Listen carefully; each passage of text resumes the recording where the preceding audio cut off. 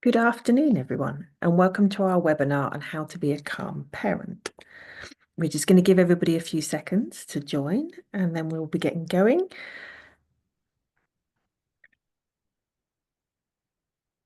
Okay, so we seem to be good now. So good afternoon, everyone, again, and welcome to our webinar on how to be a calm parent. This is our latest parenting webinar, which has been run with the support of the IMechE.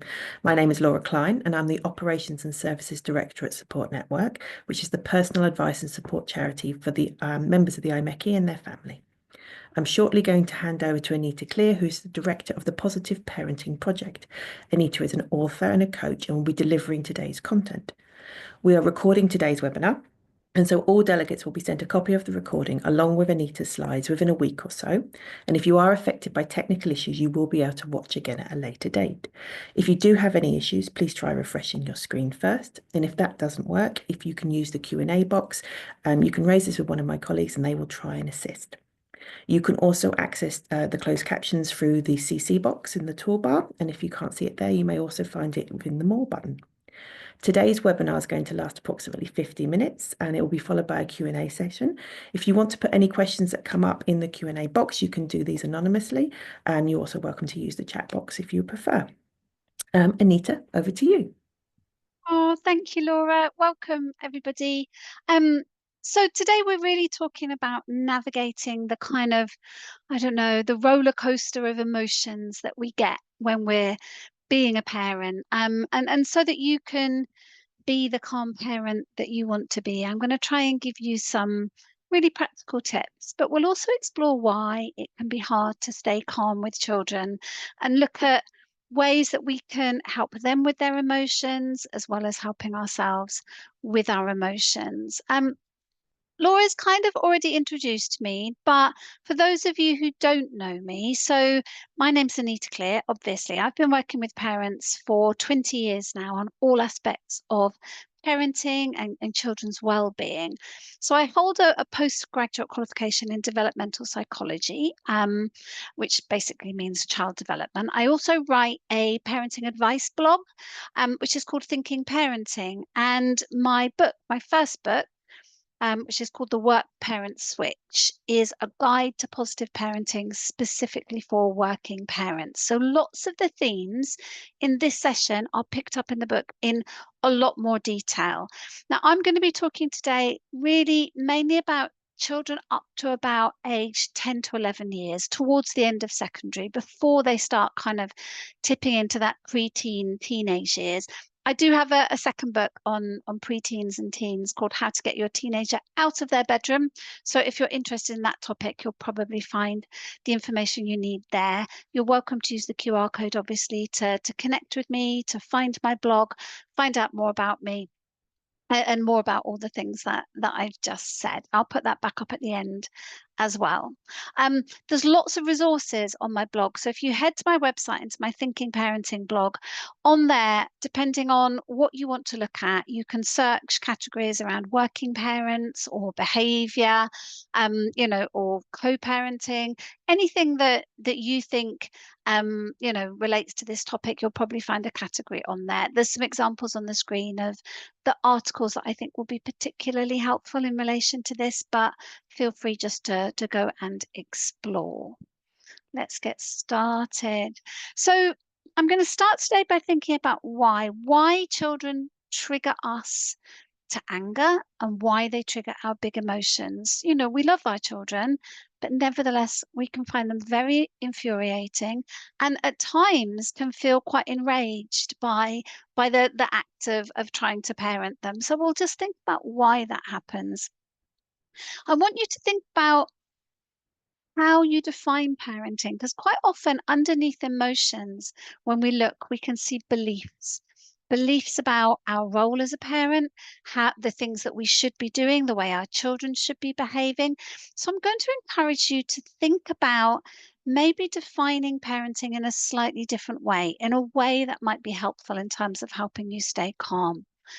And I'll also spend a bit of time thinking about actually how staying calm starts before we're even with our children, in the sense that, if you're working during the day, And then you're going home, or maybe you're picking up your children from school or nursery, or even if you're working at home and you're just walking through the door, that there are things that we can do before we reconnect with them that will help us stay calm. Things that we can do in our life in terms of, managing our mindset, managing how we greet our children, and making sure we put ourselves in the best position to be able to stay calm rather than the position where we're more likely to snap. And you might recognize and start thinking about for you what those two different states are like.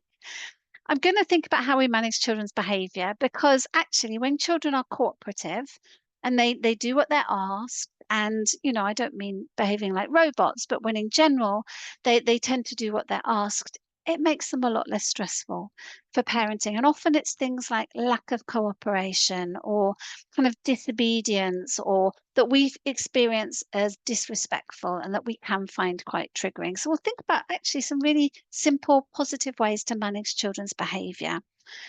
Thinking about children's emotions, some of us, I think, find that we lose our calm when our children lose their calm, that when they are upset or angry or when they've got big emotions, that triggers us to lose calm and have big emotions ourselves. So I'll just think about what is our role in terms of children's emotions? How can we help them manage their emotions well in an age appropriate way? I mean, 2-year-olds can't really be expected to manage their emotions.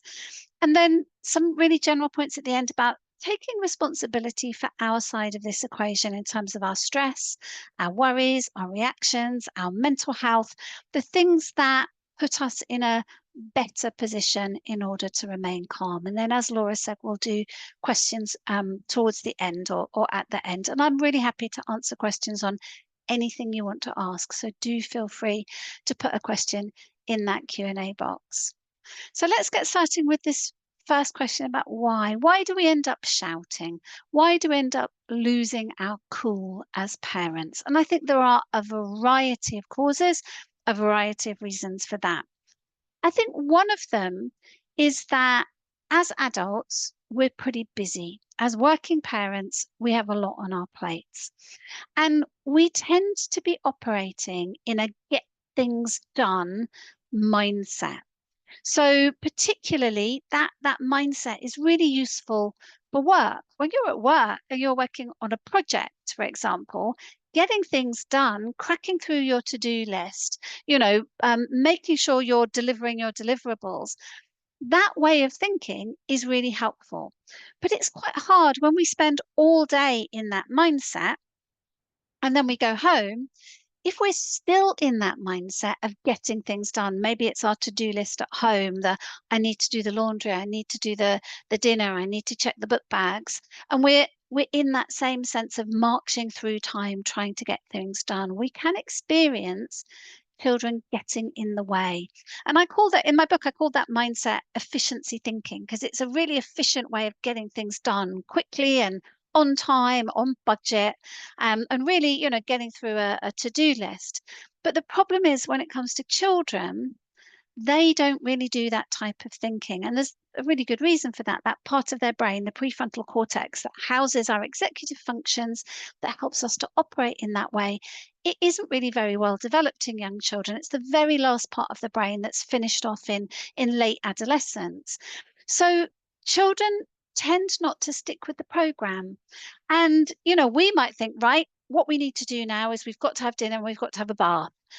Children are just in the moment thinking about, oh, how do I feel right now? Look, there's a toy I want to play with, or this dress is a little bit itchy. And they often get in the way of us getting things done as a result of that. Because they have moods and emotions and needs and requests that sometimes get in the way. And I think that's one trigger for some of us, that we feel like we're not getting anything done, or that our children aren't cooperating with the need to get things done. And that can make us lose our calm. I think overstimulation and just too many demands on us. And I think it's easy to underestimate how overstimulation feels. And by that, I just mean when you've got young children, Sometimes they don't even want you to be separate in the house from them. They might be following you around the house. They might be constantly touching you. They might be constantly talking or quite loud. And on a sensory level, as a parent, that can be quite hard to deal with constantly, having that sense of our senses being stimulated and demands being made upon us. And most of us require a sort of a grounding period to stay calm. We need a little bit of downtime from demands and stimulation. And we can go into overwhelm if we are being overstimulated and over demanded of. And that's not our children's fault. It's not our fault. It's just the nature of hands-on parenting can be incredibly intense. Sometimes I think unrealistic expectations can play a part as to why we lose our calm.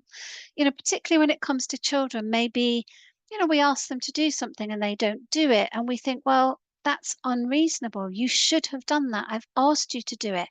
It might be something that we've reminded them again and again and again, and then they've still forgotten it somehow. And we get really kind of frustrated by that because we are expecting that they can do things.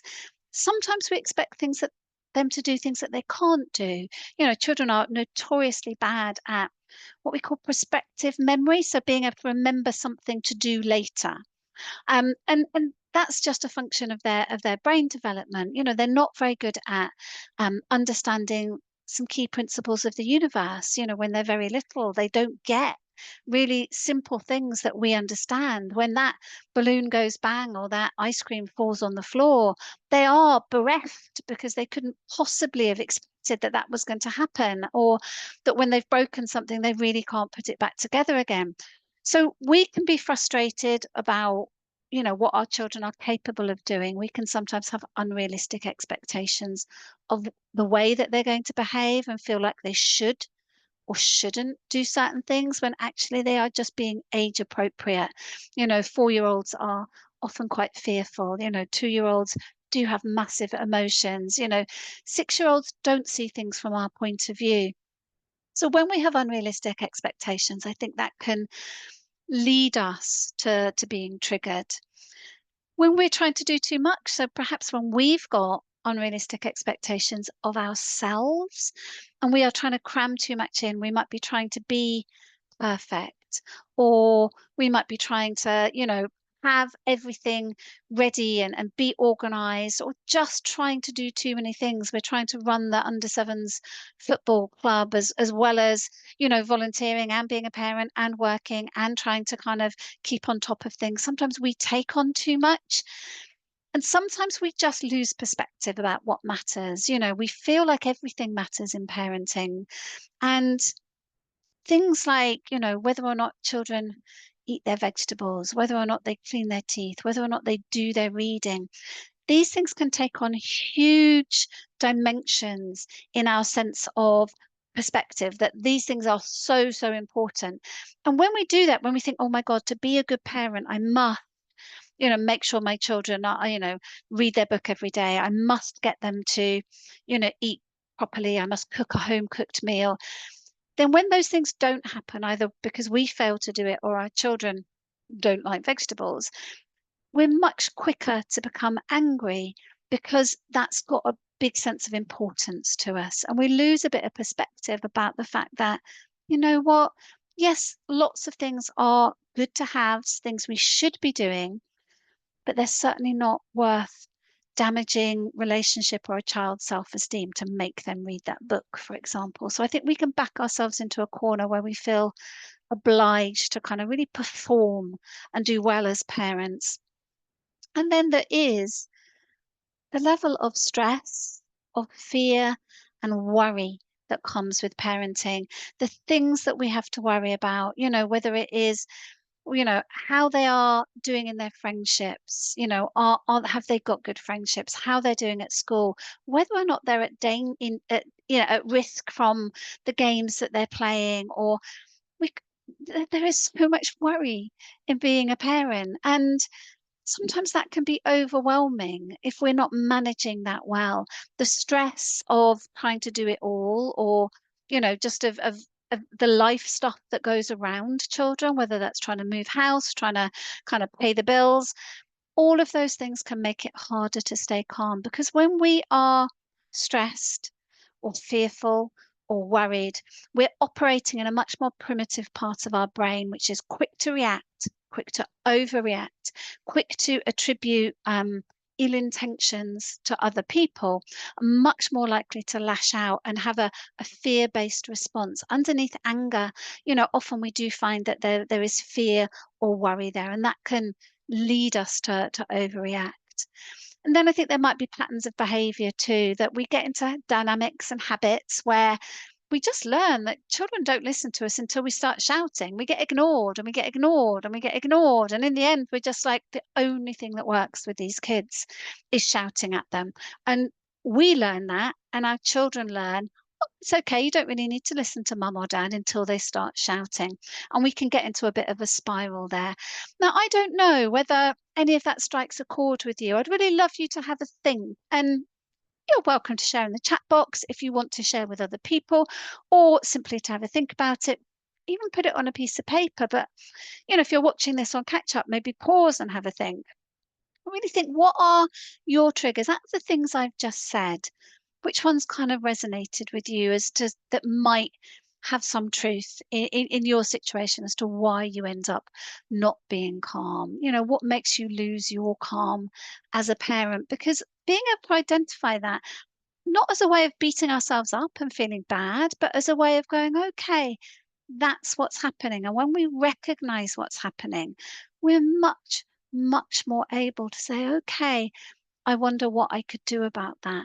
Doesn't mean we're going to succeed straight away in changing it, but we've at least got a starting point to try different things out and to notice, changes in patterns as well. So have a think about that. It's really important. See what applies to you.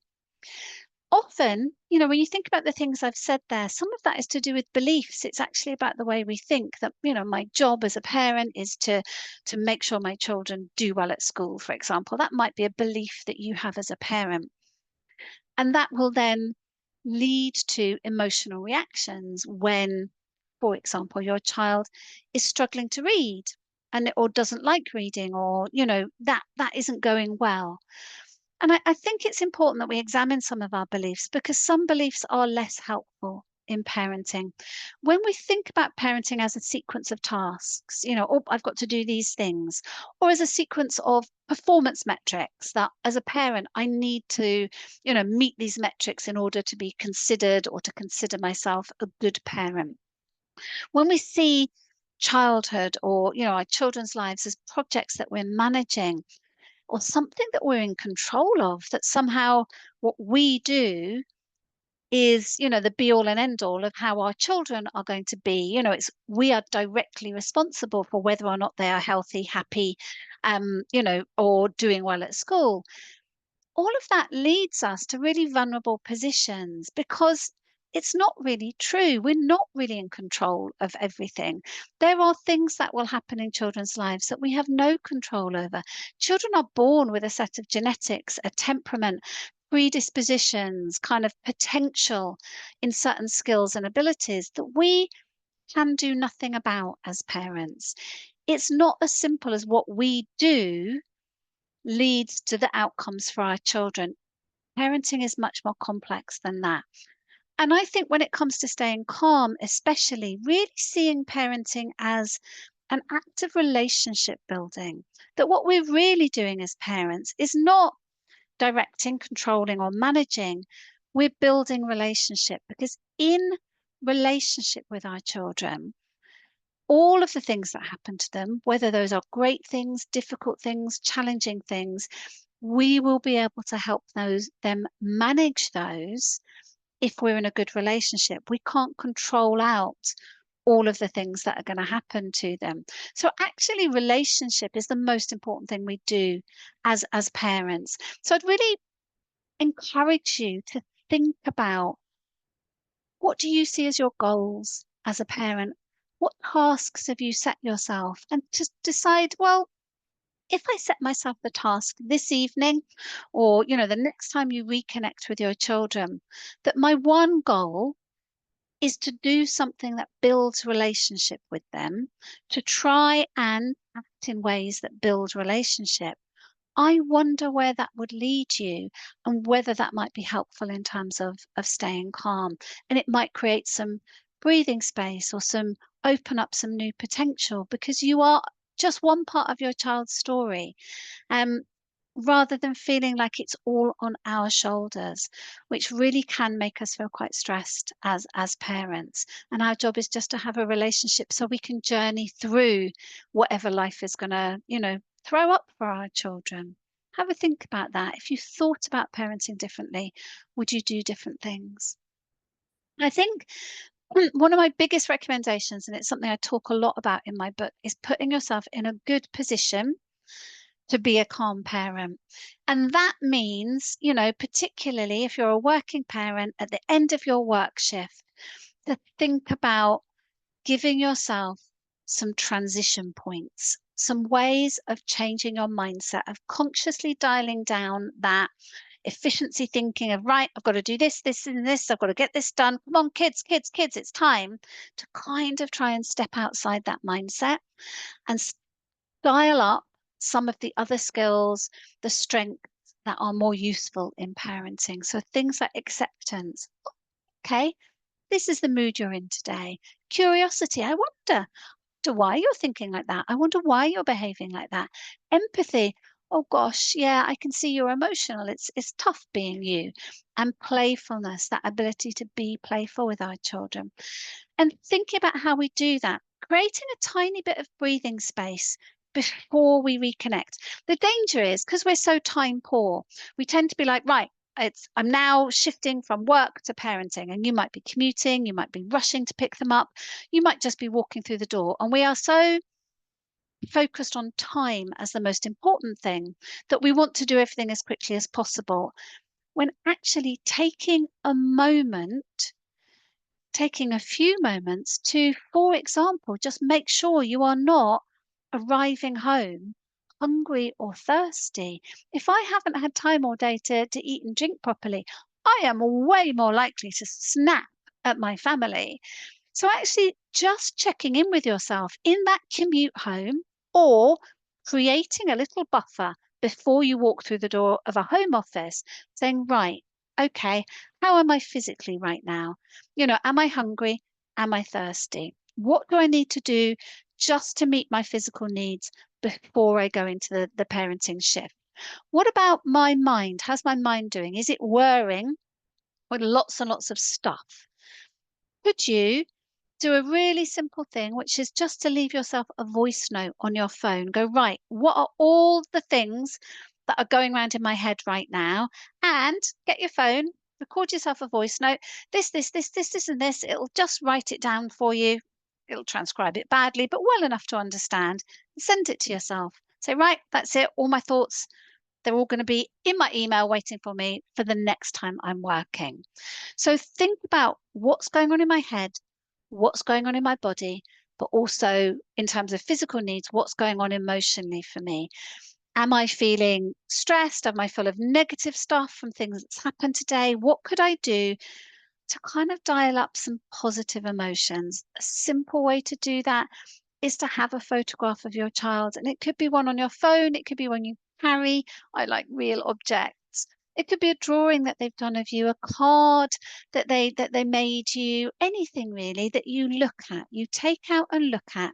If you're good at visualizing, you might just be able to do that by closing your eyes and visualizing your child's face. But dwell for at least 30 seconds on thinking about your child, and you love your child, your children. And when you do that, we do start to have really positive, lovely feelings. So before you even get anywhere near your children, do a little bit of work to put yourself in the right position to be calm. If you have to make a ritual, because you're working from home, it might be you go for a walk, a 15-minute walk when you do those things. And you might think, oh, but those 15 minutes, I'm not going to be with my kids. But if you're going to be the calm parent you want to be, it's an investment. It might be around stillness for you. It might be around saying, right, the first thing I'm going to do with my kids is play with them, Connect with them. That's my job. First of all, is just connection, or taking a moment to breathe and visualize. Have a think about that. What could you do? What would fit into your day, into your kind of transitions between work and parenting? Could it be when you pick your kids up from nursery, actually heading straight to the park? It's nice now, the weather's getting a bit better. It's spring while I'm talking. So, and actually go for a tiny little walk. You know how you take, I bet when you pick your kids up, you take food and drink for them, don't you? Make sure you pack some for yourself as well. And you can go sit on a bench in that park, both have a drink and a snack. And then after you've reconnected, then go home. Have a think about what would help you be in the right frame of mind to parent. So set yourself up for success. Obviously, children are not easy. Children don't do what we ask them to do always. And part of our job as parents is always going to be the tough stuff of setting boundaries, of getting them to do things that they don't particularly want to do. And those touch points are often the bits where we do lose our calm. So, what I would like to encourage you to think about are the fundamental principles of what we call positive parenting. Now, positive parenting is predicated, number one, on relationship with children, but number two, on really understanding that young children tend to repeat behavior that gets our attention. So young children, when they're born, they are like attention seeking because they need us to bond with them, they need to attach to us in order to help build their brains and also to survive and stay alive. So they do whatever they need to do to get those moments of attention in order to foster attachment. But there's a little bit of a flaw in that system because actually they will do anything to get that attention. And often they'll do things that we don't want them to do if it's successful. So children repeat behavior that gets your attention. If they have been as good as gold, all evening, and they've done everything that you've asked them to do, and they haven't got a lot of attention for that. But then maybe they, I don't know, whack their little brother over the head with something heavy, or start an argument, or refuse to clean their teeth. And that results in you giving them a lot of attention. And especially if you get triggered to quite intense, loud, or focused attention, bizarrely, accidentally in a child's brain, that reinforces what they did as a good way to get attention, even though it's negative attention, even though it's negative behavior. Now, of course, as parents, intuitively, we tend to pay a lot of attention to what children get wrong. We want to explain it to them. We want to tell them they mustn't do it. We react to it on an emotional level. But if we want our children to be more cooperative, if we want them to get more right, the best thing we can do is actually focus a lot on what they are getting right, to them being good. So if your big complaint with your child is they never listen to me, they don't do what they're told, they just don't listen to what I say, I would always challenge you to say, hey, what never? They never, ever, ever listen. Children are never 100% getting something wrong. They might not ever listen when you're telling them to go and have a bath. Yeah, 100% maybe. But I bet they listen some other circumstances. Maybe they listen when you ask them to do something that they want to do. Catching children being good means looking for examples of when they are doing that skill, even if it's in a slightly different context. So if you say, "Oh, why don't you come and, we'll play together, or come and have a biscuit," whatever it is, and they come, and you think, "Well, yeah, of course they would. They listened to me because they wanted to do that." At that moment, catch them being good and tell them what they did right. And that might simply be saying, "Oh, thank you. Thank you for listening to me and coming the first time I asked you. I love it when you do that. Thank you." Being warm, being sincere, really actually positively reinforcing when they get it right. So if you want them to listen more or cooperate more, catch them being good and tell them that they're being good. And it will just nudge them to do cooperation a little bit more, especially if you're warm, consistent, and, really sincere about it and make it a lovely moment. You can't go over the top, I don't think, with young children in that sense. If they are from about, I'd say about three upwards, you can actually turn that into what we call ground rules. So we could, if you have got siblings who are constantly battling or arguing or bickering, having some clear positive rules so that you draw their brain's attention to getting it right and what good looks like. We want to make it really clear to children what does good look like. So that might be big rules, it might be similar to the ones that they have at school or nursery, things like maybe using gentle hands or kind words, or we speak kindly to each other, a rule that you have for your house. And rather than looking for children getting it wrong, try to catch them getting it right. So if they are speaking nicely, if they are playing together, well done you. Hey, you were really kind to your little brother there, or you two are playing really nicely. Actually looking out for rule keeping rather than looking out for rule breaking. And then prompt them. Maybe if the beginnings of an argument are starting, maybe if one of them has just said something mean to the other one, catching them and stepping in early and saying, "Excuse me, what is our rule about how we talk to each other?" Okay, show me how you can do that.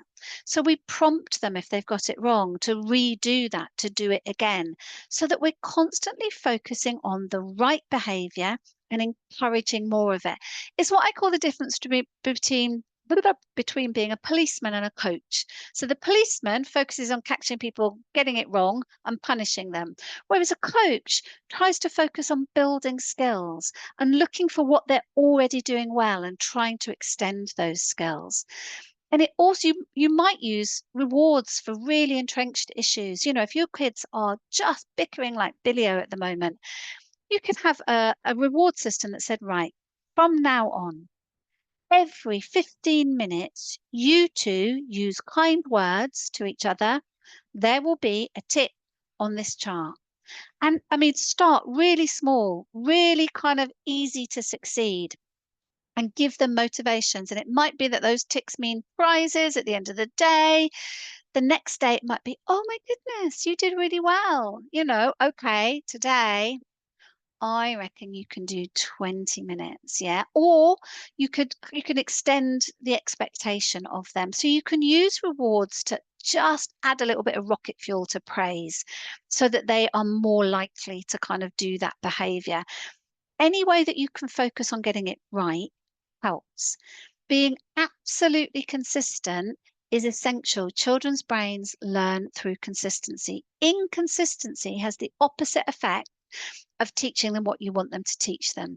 Because if they're not sure, one day I'm good and nothing happens, and the next day I'm good and this happens, it isn't going to work. So you do have to focus, and I would say focus on one thing at a time and really go completely all of your parenting energy on that one thing.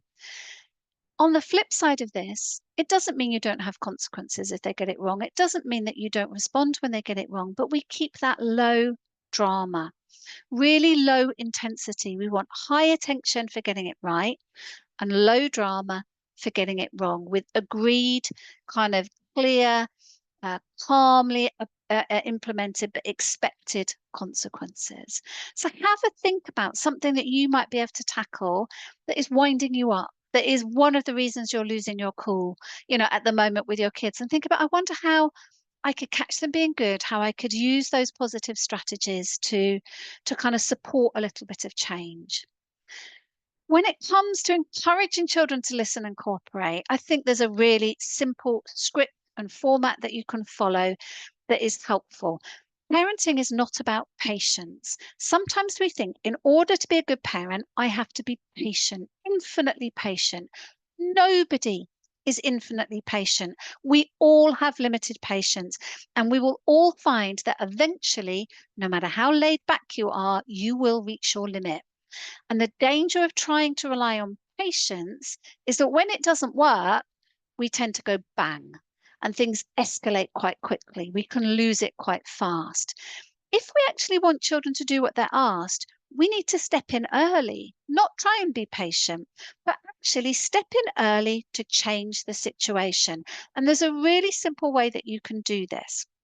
If you want your child to do something, for example, or to stop doing something, get up close to them. Don't try yelling an instruction from the other side of the room. When we start shouting, once our voice goes up, our bodily reactions start to react. We're already shouting. We're already starting to provoke angry emotions in ourselves. So start off calm, go up close to them, speak quietly. You know, get their attention if you can, in the sense that you're close enough that they can hear you. You're not going to be ignored in as much if you're up close. Whereas if you're shouting from another room, you're much more likely to be ignored and then to kind of lose your cool about that. So go up close and give a clear, simple instruction. Please do this. If you want them to stop doing something, maybe they're jumping on the sofa or whatever, actually still give them a positive instruction. We want them to know what does good look like. So you might say, stop jumping on the sofa, jump on the floor instead. Or stop jumping on the sofa, put your bottom on the sofa. Something really specific, not with lots and lots of words, very clear, very understandable, very categorical. This is the thing I want you to do. And then wait. Wait, count to about 5 in your head. If they do it, we go into praise mode. We caught them being good. Thank you. Well done. Thank you for sitting on the sofa like I asked. And at that point, you might want to explain why that's important. It's a bit dangerous if you're jumping on the sofa, or that poor sofa is going to get broken and we won't have anywhere comfortable to sit if you jump on it. So at that point, we might give an explanation. Or if they don't do it and they're still jumping, we count to 5 in our head.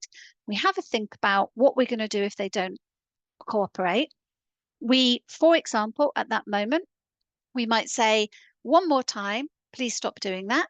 If it's dangerous, obviously you don't have to ask again, but I would normally give children a second chance.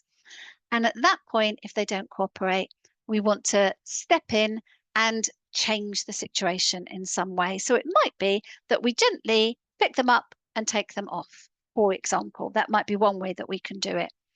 Or it might be if they're playing with a toy in a difficult way, we might choose to take that toy away. Only ask twice though. If you keep asking and keep asking and keep asking and they don't do it, you are going to end up getting angry. You're going to feel disrespected. You're going to feel annoyed by that, and you are much more likely to shout. So have a clear plan when you want children to do something. Be consistent with that. When you get up close to them, and if you use this particular strategy, children learn actually, mum, dad, they mean it. When they get up close and they ask me to do something, I am going to have to do it. There's not going to be an option. We're not going to end up with shouting. So I might as well do it the first time because then I get the positive reaction. So think about being really clear and consistent and keeping interactions short so that you don't allow yourself to start getting wound up. Children will learn to cooperate at the moment that we insist they cooperate. So if we ask again and ask again and ask again and we don't do anything and then we go bang, they're going to wait till we go bang because that's the moment that we have helped to teach them is the moment that they need to cooperate. If we only ask them twice, they're going to know that the second time we ask is the only time something's going to happen now. Not something nasty, but actually this situation isn't going to be allowed to continue in some way. So step in and change the situation. But think about that, only ask twice. It can really help, in terms of the family atmosphere, if in terms of keeping family atmosphere calm, if we approach children's emotions, I think, as just acceptable.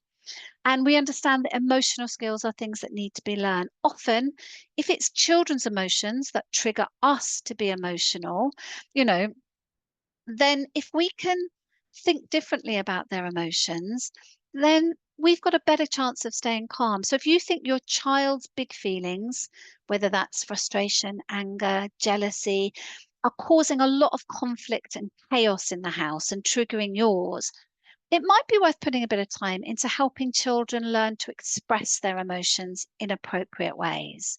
So all emotions are valid. Anger is a normal feeling. Children will get angry. But if you don't want them to express it negatively by hitting each other or shouting, then we need to teach them an alternative coping strategy. Have a think about that. If your child's anger is what's provoking you to anger, well, what's the right thing for them to do with that feeling? We can't tell them not to have that feeling. How could they express it or process it in a way that would be more helpful? If it's sadness which is triggering you, actually, how can we help them with that emotion? And one of the simplest things we can do is just by naming children's emotions, with young children, helping them identify what their emotion is and guiding them towards what to do with it. So that might just simply be you saying, "Oh, it looks like you're feeling cross. It looks like you're feeling angry because your sister has a new toy." Yeah. But it's not okay to throw things if you're feeling angry. Please use words to tell us how you feel if they're old enough to do that. Or it could be, why don't you go and jump on the trampoline? Do something physical with a big emotion. And remembering that we need to guide them towards the right way of expressing emotions, but also we need to positively reinforce that, catching them being good. Oh, well done you for walking away when your brother was teasing you. You know, I could see that you felt upset, but you did the right thing. Well done. So that we positively reinforce the right way to express emotions.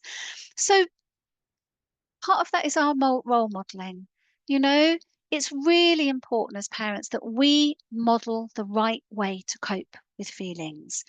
If we shout when we're angry, we can't be surprised if children learn to do the same. If we shout at people to get them to do what we want them to do, we can't be surprised when children do the same things. So, a lot of this is also about us being human and showing them what's the right thing to do with an emotion. And that could be us talking out loud. If you are feeling angry, actually saying, name it. I'm feeling angry. I'm going to go in the kitchen and I'm going to put the kettle on and make myself a cup of tea and I'm going to calm down. And then we will talk about it. Fine for you to feel angry as a parent. What you're doing there is modeling to them a positive thing to do with emotions. Or I'm feeling really sad about whatever it is that's happened. I'm going to run myself a nice bath and I'm going to soak in that and just try and relax. Or I'm going to do this thing to cheer myself up. It's okay if they see your emotions, but what we want children to see is a good model of how to manage those emotions. And by talking out loud and having those strategies, that can be really helpful. So managing ourselves, and this is, I know this is the bit that's kind of easy to say and not so easy to do, isn't always about what we do in the moment. Some of it is about what we do around parenting. So when it comes to stress, if you have a lot of work stress at the moment, or you've got stress around other things that are going on in your life, you need processes that will help you manage that stress, whether that is exercise, whether that is meditation and mindfulness, whether or not that is just regular little bits of kind of self-care, of, breathing, of putting your face in the sunshine, finding ways to manage stress, because bringing down your stress response is going to make it so much easier when you're around children, but recognizing when you are stressed, recognizing when you feel those things building, when you're feeling overtouched or over demanded of, being able to go, okay, I can feel this is feeling a bit too much. Actually, right now is the time to do something, whether that is just to sit down on the floor or just lie down on the floor and just be in the same room with the kids, but just think, I'm just going to take a minute to relax here. To do something at that moment is much more important than actually waiting for the point at which we're angry. So first of all, be proactive in managing stress. So, and that is things that we do around. That is things like making sure our that we are learning new things, that we're getting outside, that we're having exercise, that we're looking after our physical needs, that we've got processes around de-stressing. Those are really important. And don't add to your stress by trying to be a perfect parent. You know what? It's not good for kids to have perfect parents. It wouldn't be any good for them. They need us to fail them. Good enough is okay. Good enough means that children have space to grow into, space to understand people, that they have real human interactions. We only have to be good enough. We don't have to be perfect. So think about that idea of what benchmarks are you setting for yourself? Is it okay just to go for the easy, quick option right now rather than the best option? Is it okay if, actually I streamline all the things I'm trying to do? Have a think about good enough and accepting that children are annoying, they're infuriating. They make us sad. They make us happy. They make us worried. That there will be positive and negative emotions. We all experience a really wide range of emotions when we're parents, and that's okay. We all find our kids quite unlikable sometimes, even if we love them unconditionally.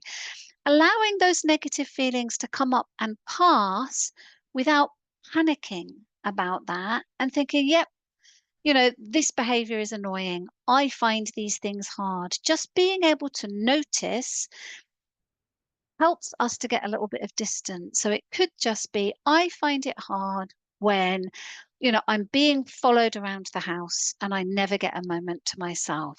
So one, yep, I recognize that pattern. Two, that's valid to feel that way. I'm okay. I'm allowed as a parent to feel that way. And then the third part might be, I wonder what I might be able to do in the short or long term that would help with that. So, really thinking about accepting negative emotions rather than expecting ourselves not to have them and asking for help where necessary, building a team. Now, you may or may not have a partner that you're parenting with. Teams come in all different shapes and sizes. When my kids were very little, I was a single parent, and my parents, my dad lives in America, my mum didn't live very close, and one of my colleagues who didn't yet have grandchildren, but whose kids were grown up, became a bit of a de facto kind of grandparent for my kids, and teams come in strange places. They might be teams who are helping you. It might be your friends that you go out with and, de-stress about your kids, that you laugh about, that you remember that what it's like to be a grown up. It might be people who help you out with really practical things that are going on because your to-do list is too big.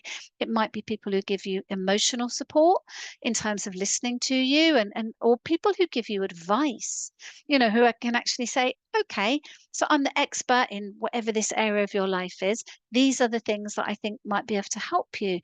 Nobody is giving out any medals for parenting, without asking for help. Nobody's giving out a medal for coping without asking for help.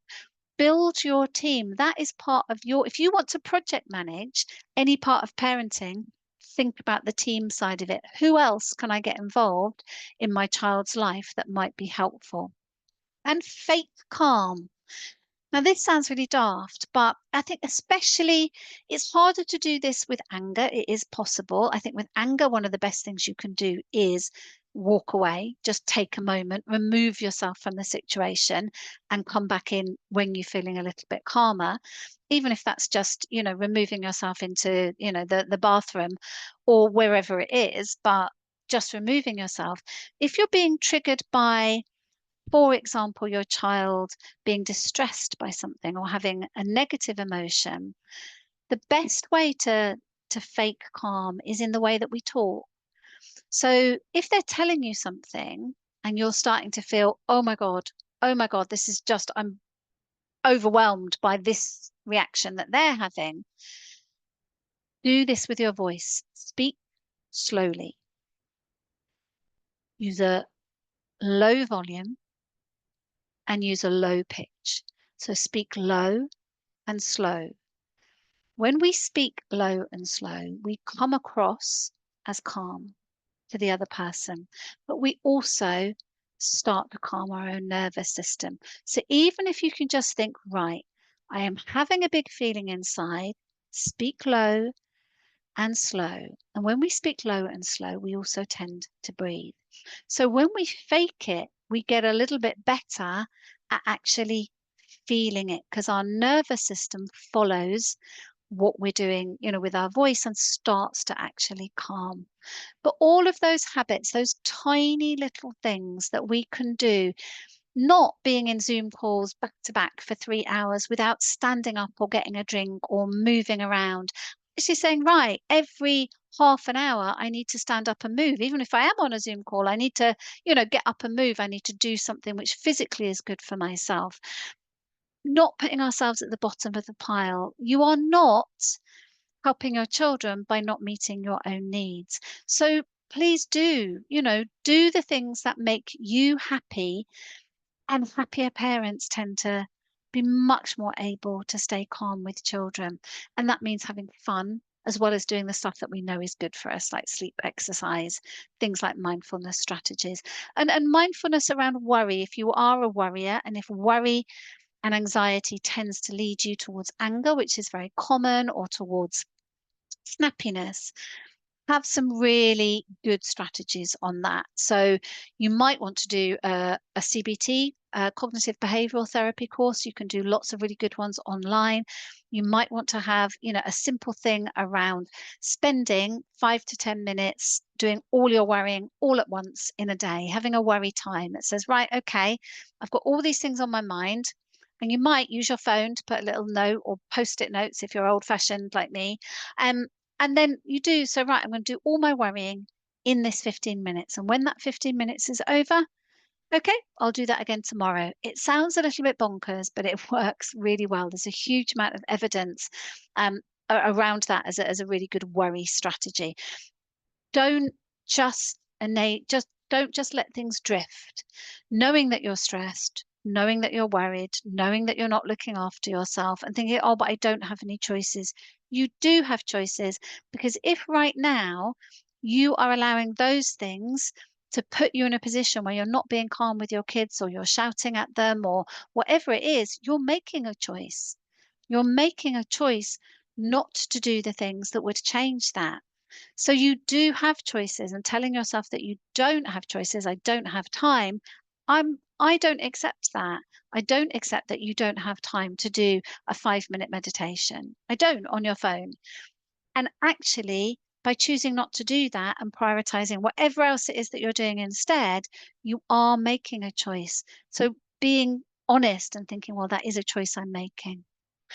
We're going to go to questions in just a moment. So if you haven't written one already, then please do put one of those in the Q&A box. The things I want you to take away from this: thinking about how you think about parenting will influence how you feel and how you behave. So think about how you're defining success as a parent and your goal as a parent. And I'd encourage you to redefine it as relationship building. Think about the transition routines that you might be able to use before you reconnect with your children that have put you in the best possible place to be calm. Think about your expectations of your children and of yourself, not trying to be perfectly patient, for example, because you won't be, you will fail. Tackle behavior that is causing you to lose your calm through positive parenting strategies. Think about, what would good look like? When are they being good? How could I encourage more of that behavior? How could I, if necessary, reward that behavior as a short-term strategy to really shift this particular pattern?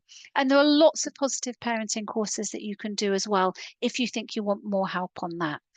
Teach children the skills that they need to be successful, and that includes their emotional skills. Teach them the right thing to do with their emotions, and some of that is us modeling it. That's a really important part of what we do. It's okay to have emotions. It's okay to be frustrated, you and them. What we do with that is what we're going to teach them through our actions, and look after your own well-being in order to put yourself in that position to stay calm. I hope you found that helpful. I can't see, I'll just leave that for a moment. I can't see the chat box, but Laura, I know you will have been monitoring it. Yes, and So we've had a yeah, have few we got questions. Yep, we have. brilliant, So let's brilliant. I start feel good. from the top. So I find myself resorting to a 5, 4, 3, 2, 1 with my children recently when they aren't following instructions or listening after multiple attempts, which does seem to help them snap out of it. I am very conscious, though, that there is absolutely zero follow through if I get to zero. No idea Yeah. what zero means. Any tips for a better approach than this?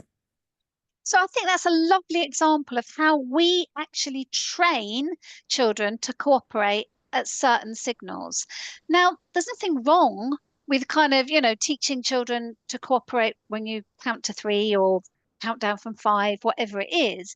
But you're going to have to do that every single time you want them to cooperate, which is a little bit of a flaw in the system. So actually, the idea that you expect them to cooperate the first or second time that you ask them without having to resort to that, because if we're always having to resort to one more thing, it's like, well, I've asked them and I've asked them again, and now I'm going to resort to 5, 4, 3, 2, 1. And as you've said, what am I going to resort to next? We're always just moving the goalposts, and children will push the boundaries, and they will. You will have to resort to something else. So if you say, I'm not going to be in that position, my plan is I'm going to ask them once, maximum twice. And at that point, I'm going to do something, and I'm going to have a plan about what I'm going to do. And normally, all that plan has to be is that logically, I am going to change this situation. So if I've asked them to turn the telly off and they haven't, I'm going to turn it off. If they are arguing with each other, I'm going to say, right, couple of minutes, you sit there, or put them in a different room, whatever, just for a couple of minutes. I'm going to step in and change that situation. And I'm going to do that at the point at which I'm still calm, rather than waiting for the point at which I've already lost my temper. Because when I wait till I've lost my temper, what we tend to resort to are the big guns. That's it. I'm throwing your favorite toy away, or you're not going to that birthday party, or whatever it is, because we are in a rage and we go for the big things. Actually, all we need is very small, tiny ways of changing that situation that just make it very clear. Actually, I'm the one in control here. I'm the one with authority. It's not about making them feel bad. What am I going to do to change that situation? If they're little, that might be picking them up and moving them to the place that you've said that they're going to do, for example.